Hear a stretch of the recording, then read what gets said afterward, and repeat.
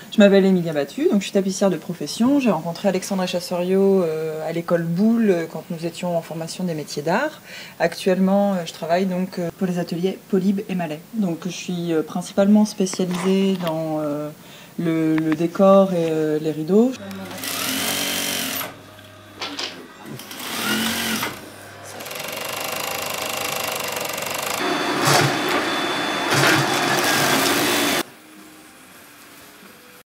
Donc tu es venu me voir il y a 4 mois en me présentant ta démarche de projet qui était un peu floue au départ pour moi. On a surtout travaillé sur des mises en forme de plissés, de tissus. Donc, une fois que tu as eu ton matériau en fait, tu es revenu me voir parce que tu avais en tête l'idée de vouloir faire une cage de Faraday.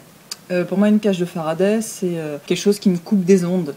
Et c'est vrai que j'avais un peu en tête des énormes laits de cotte de maille, en fait. Pour moi, c'est la cotte de maille qui vient autour du lit. Enfin, moi, je t'ai orienté autour du vocabulaire du ciel de lit, qui me semblait être assez intéressant.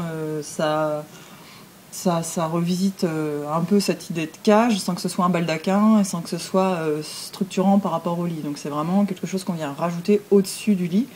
Et c'est vrai que ton tissu n'a pas du tout bien réagi à ces mises en forme, parce que trop de poids, parce que le métal était trop structurant. Du coup, moi ce que je t'ai très vite proposé en fait, c'était de contacter un plisseur pour justement se servir de la rigidité de ta trame pour pouvoir le mettre en forme de manière plus structurante et que ton pli permette de pouvoir commander en fait le remonté de ton store. Donc en fait pour la partie fixe qui est en haut, le haut blond, on a choisi donc de faire une armature en aluminium qu'on vient habiller avec un textile gris qui est fermé par un système de fermeture éclair, ce qui permet vraiment de pouvoir venir le déhousser, le laver, aussi de le mettre en forme assez facilement, et ça permet surtout de redonner une certaine tension au tissu une fois qu'il est contraint sur sa structure. Pour le moment, ce qu'on envisage, c'est que ta cage de Faraday en fait soit scratchée.